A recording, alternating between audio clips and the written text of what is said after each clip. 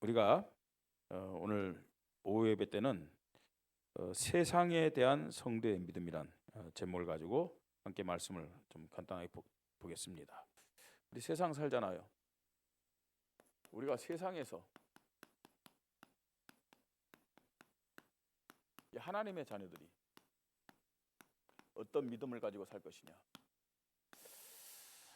굉장히 중요해요. 굉장히 중요하거든요. 우리가 구원받은 하나님의 자녀입니다. 하나님 자녀인데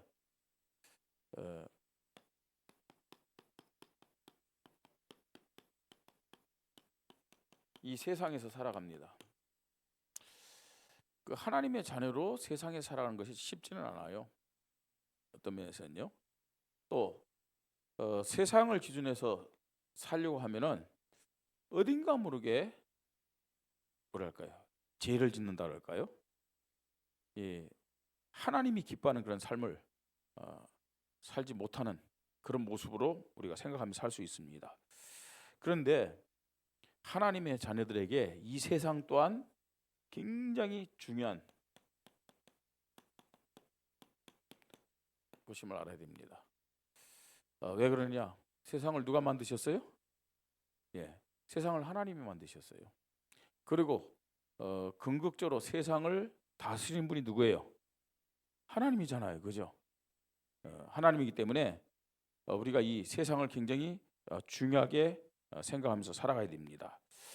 자, 그런데 어떤 면에서는요, 우리가 세상에서 중요하게 살아야 되지만 세상의 원리대로 살면 안 돼요. 세상의 원리대로. 왜 그러냐면은 이 세상의 원리는 우리가 하나님을 잘 섬기도록 그렇게 도와주질 않아요. 그래서 세상의 원리는 근본적으로요, 세상 임금이 있어요. 아니, 세상 임금인 척하는 존재가 있어요. 세상 임금인 척하는 존재. 누굴까요? 사단 마귀죠. 요 사단 마귀,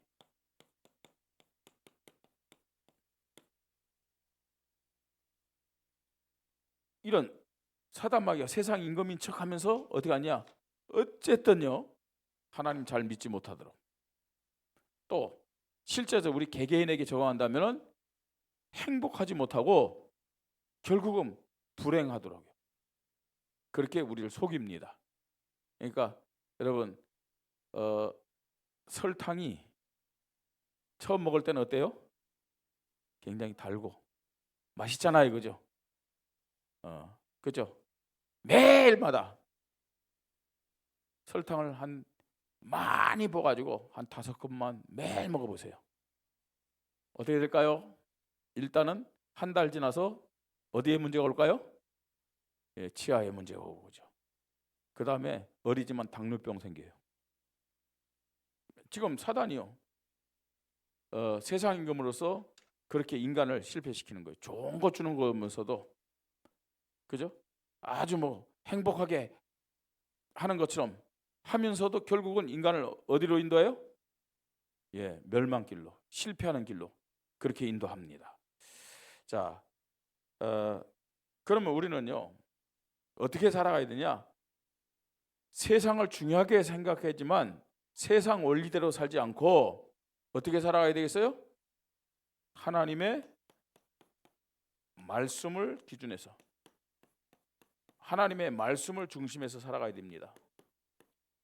자, 왜 그러느냐? 이 세상 임금인 사단과 마귀를 다스리고 이기시는 분도 역시 누구이기 때문에요? 하나님이시기 때문에 그래요. 자, 이런 내용을 가지고 오늘 성경에서 뭐라고 하는지 우리가 보십시다. 첫째로, 자, 세상 권력에 대해서 우리는 어떻게 살아가야 되냐?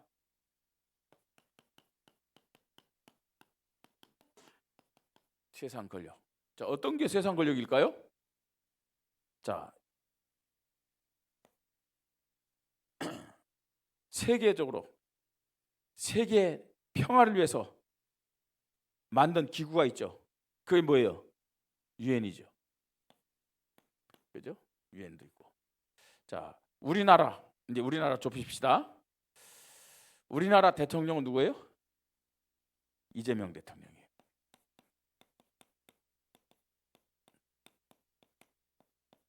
자, 그러면서 우리 정치인들이 다 있어요. 세상 권력입니다. 자, 그러면 우리는 어떻게 살아가야 되냐? 우리나라는 어떤 나라예요? 우리나라 이름이 뭐예요? 대한민국입니다. 여기 우리 그 다민족들이 있는데 다민족들이 우리나라에 와서 사는 동안은 어디 법을 따라 살아야 될까요? 대한민국 법 따라 살아야 돼요. 뭐가비? 대한민국 법을 따라 살아야 돼요. 그죠? 맞잖아요, 그죠? 네. 그죠? 브루스, 대한민국 법을 따라 살아야 돼요. 안 그러면 어떻게 돼요? 예? 잡혀가 이렇게. 아니면 머니 벌금 내야 돼. 한국에 살면요 어디 법을 따라야 돼요? 한국 법을 따라 살아야 돼요. 자, 그래서 우리는 세상 권력 앞에 국민의 의무 또 사회인의 의무를 잘 감당해야 돼요. 국민으로서 또 사회인으로서 의무를 잘 감당하면서 살아가야 됩니다. 자, 그런데 세상 권력, 세상 나라에서 국민이니까 또 이 사회에서 사니까 의무를 잘 감당해야 돼요. 그죠? 자, 그러면서 우리가 봐야 될 것은 뭐냐면은 이 대한민국의 헌법이라든지 또 대한민국의 어떤 여러 가지 윤리 도덕을 잘 지키면서 살아가야 되는데 하나님의 뜻에 배치되는 법이라든지, 그죠? 하나님 뜻에 배치되는 그 법, 또 이 하나님을 잘 섬기는데 반대되는 그런 제도, 이건 어떻게 해야 되겠냐는 거죠. 어떻게 해야 되겠습니까, 여러분? 그죠? 그렇잖아요. 우리는요, 만약에 우리나라가 공산주의 국가다. 그렇더라도 공산주의 국가의 법이라든지 그 제도는요 어떻게 된다고요? 의무적으로 받아들여야 돼요. 그러나 중요한 것은 그 법이라든지 그 제도가 하나님 뜻에 배치된다. 어떻게 되겠어요, 여러분? 거기도 우리가 지키고 순종해야 되나요? 아니라고 했죠, 그죠? 아니다. 예, 답은 아닙니다. 그죠? 예를 들어서요, 일제 시대 때 어떤 법을 만들었어요? 모든 일본에 속한 나라들, 민족은 먼저 어떤 국가 행사를 하든 간에 모이면 제일 먼저 해야 될 것이 뭐라 그랬어요? 신사 앞에 절을 한 다음에 해야 된다. 그게 법이었어요.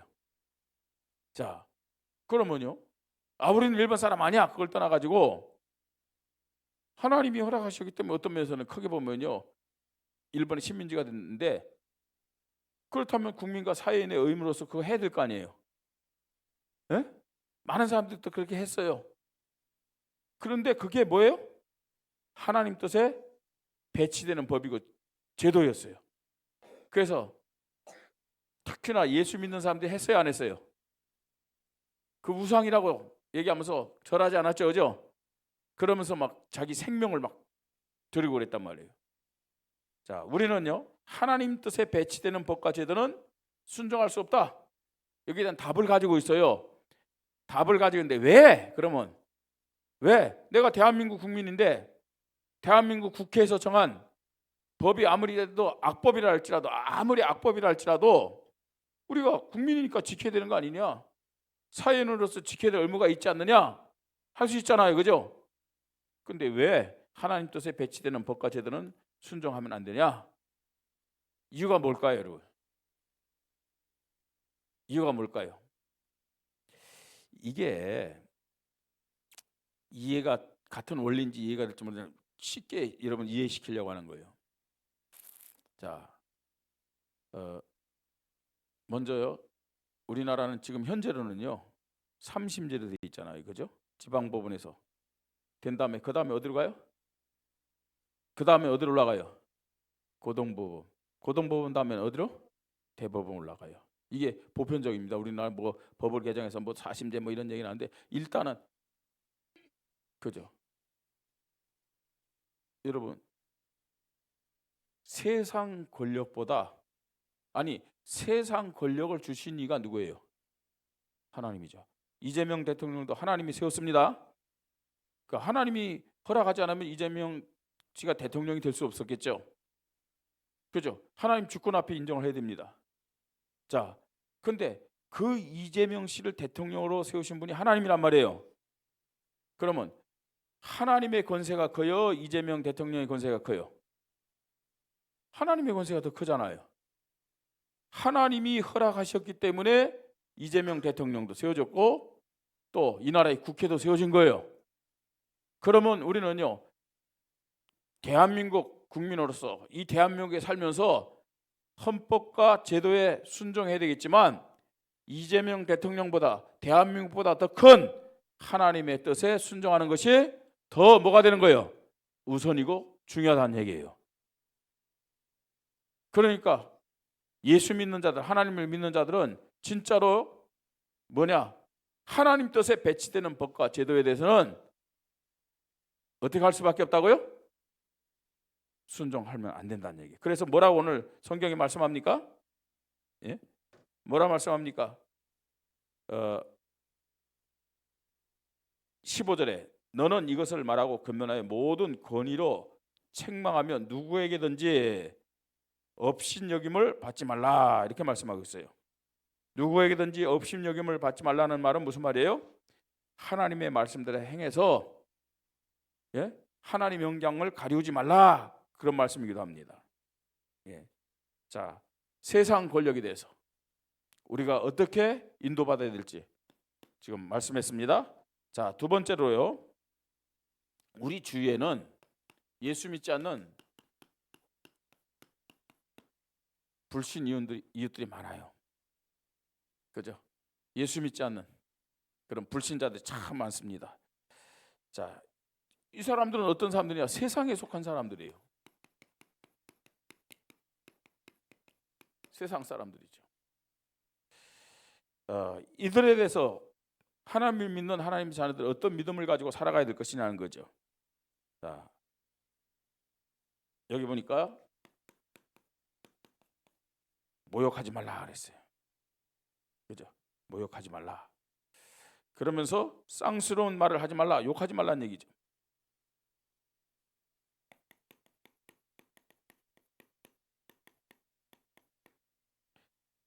그 다음에 싸우지 말라고 그랬어요.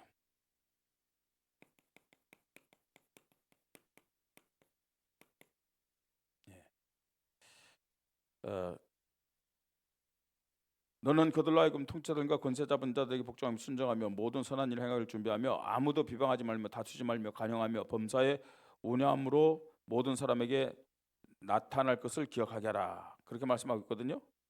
자, 이렇게 이웃을 대하지 말고 뭐라고 하느냐? 관영함과 온유함으로 사람을 대하라고 그렇게 말씀합니다.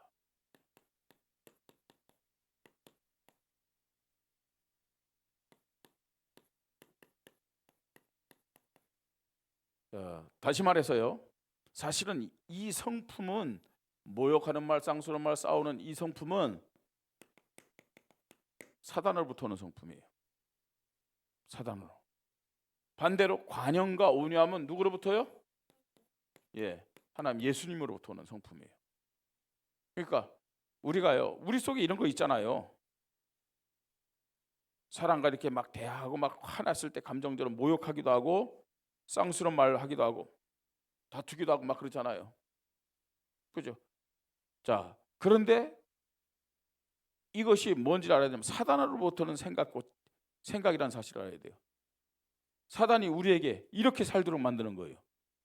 그래서 우리는요, 이걸 깨닫고 예수님의 마음을 가지고 불신 이웃들과 어떤 관계가 되냐면 관용과 온유함으로 저들과 관계를 맺을 줄 믿으시 바랍니다.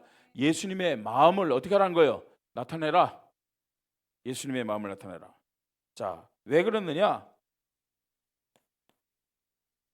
왜 그렇게 살아가야 되느냐? 왜 그렇게 살아가야 됩니까? 과거를 돌이켜 볼 때 나도 우리도 누가 같았다고요? 이 불신 이웃과 같았다는 거예요. 그죠? 내가 지금 예수 믿는다며, 예수 믿는다고, 에이 저거는 뭐 저주받아야 될 사람이야. 저 사람은 지옥 갈 사람이야. 여러분, 그거는 사실은 하나님 기뻐하는 모습이 아니란 말이에요. 예수님의 마음이 어떤 마음이냐? 관용과 온유함의 마음임을 믿으시 바랍니다. 그렇죠? 나도 과거에 어떤 모습이었어요? 불신자였잖아요. 나도 마귀에게 속아갖고 마귀가 주는 마음과 생각을 가지고 살았잖아요. 그죠? 예? 나의 과거를 생각해야 됩니다. 자, 왜 우리가요 이렇게 예수님의 마음을 가지고 관용과 온유함으로 살아가야 되느냐? 쭉 얘기합니다, 여러분. 그럴 때 그들에게도 하나님의 자비하신가, 예수 그리스도의 구속하신가, 그 다음에 성령님의 새롭게 하시는 중생의 역사가 나타날 수 있다는 얘기예요. 우리가 예수님의 마음을 가지고 관용함과 온유함으로 우리가 불신 이웃을 상대할 때 나를 통해서 그 불신자들이 누굴 볼 수 있느냐? 누굴 볼 수 있어요? 하나님을 볼 수 있어요. 예수님을 볼 수 있어요.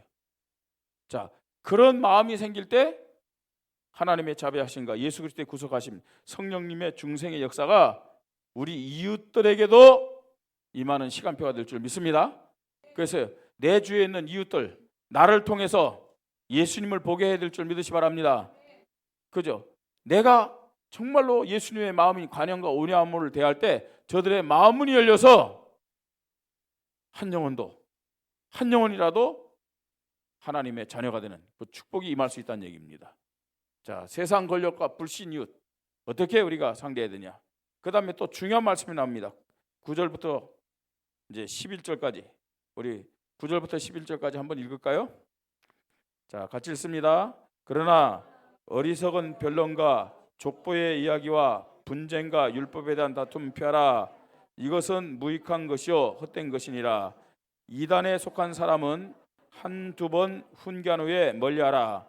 이러한 사람은 네가 아는 바와 같이 부패하여 스스로 정죄한 자로서 죄를 짓느니라. 자, 이단에 속한 자 어떻게 대할 것인가? 예. 자, 여기 보면요. 그러나 어리석은 변론과 족보의 얘기와 분쟁과 율법에 대한 다툼 피하라. 이것은 무익한 것이 헛된 것이라 이렇게 말씀하고 있어요. 자, 여기는 주로요 어떤 이단들을 얘기할까요?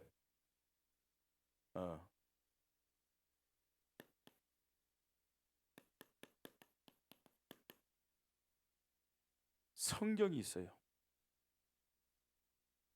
여러분, 성경을 가지고 신앙생활하는 사람들은 이단이 아니에요. 그죠? 이단은 뭐예요? 끝이 다르다는 거 아니에요? 그죠? 우리와 똑같이 성경이 있다니까요. 성경. 자, 똑같은 성경인데 왜 이단이에요? 왜 이단일까요? 예? 자, 대표적인 이단들의 특징입니다. 성경은 있는데 성경보다 더 중요하게 생각하는 뭐가 있어요? 그들 나름대로의 정경이 또 따로 있어요.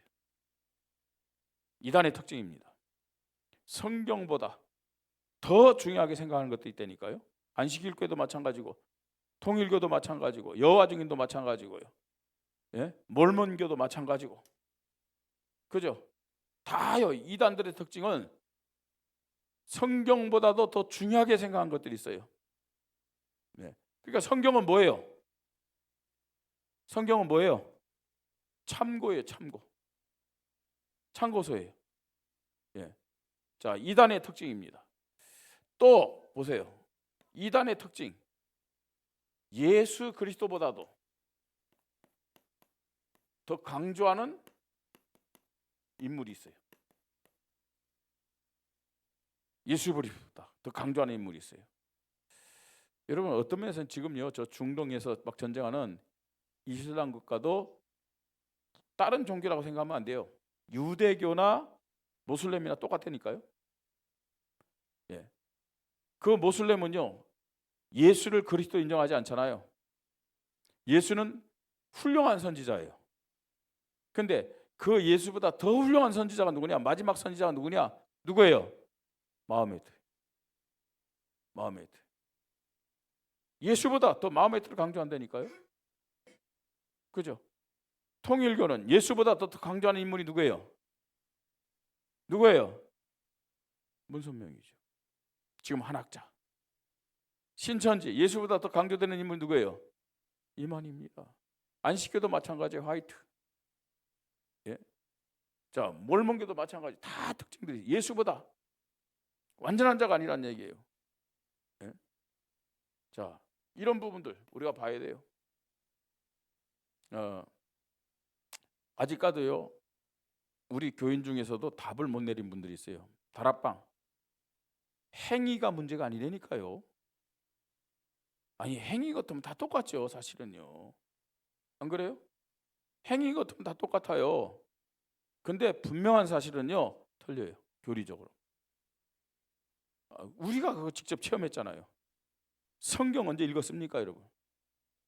읽는 사람 개인적으로 있었겠죠. 근데 개인적으로 읽어도 성경이 우선이 아니었잖아요. 뭐가 우선이에요? 지금도 보세요. 메시지가 우선이에요. 메시지. 성경을 안 읽으면서 망대. 지금도 1,000망대 세운다고요. 예. 이스라엘이나 가서 망대 보고 그런 얘기 했으면 좋겠어요. 진짜 망대의 의미. 지금 강조하는 망대의 의미가 뭐 전혀 없는 건 아니지만 실제적으로 망대의 참된 의미가 아니에요. 그게요. 그리고 지금도 보세요. 예수님보다도요, 더 강조하고 있어요. 한 인물을요. 예? 어떤 면에서 완전 무결하다고 생각해요. 자, 이단에 속한 자, 이단 특징들을 보세요. 대표적인 두 가지요. 자, 그 다음에 이제 보니까 뭐라고 또 얘기했습니까? 10절에 이단에 속한 사람은 어떻게 하라고요? 한두 번 훈계한 후에 멀리하라 이렇게 했어요. 예. 그렇잖아요. 사실은요. 이단에 속한 자도 우리가요, 복음 전해야 될 거 아니에요. 그죠? 잘못됐다고 얘기해야 될 거 아니에요. 자, 한두 번 훈계한 다음에 멀리하라.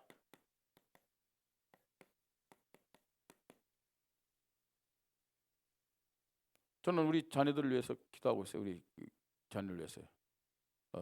하나님 저에게 은혜 주셔서 은혜 달라고. 그 다음에는요, 아예 얘기를 안 해요. 하나님 은혜 주야죠.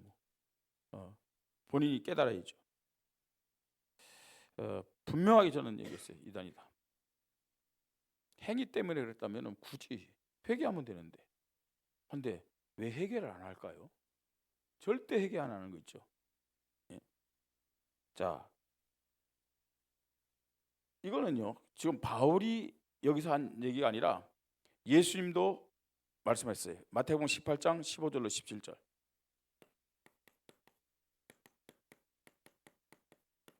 예수님도 이단을 어떻게 할 것이냐. 자, 같이 좀 보십시다. 마태복음 18장 15절로 17절.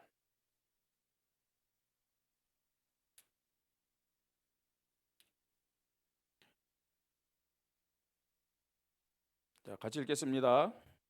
15절부터입니다. 네 형제가 죄를 범하거든 가서 너와 그 사람만 상대하고 권고하라.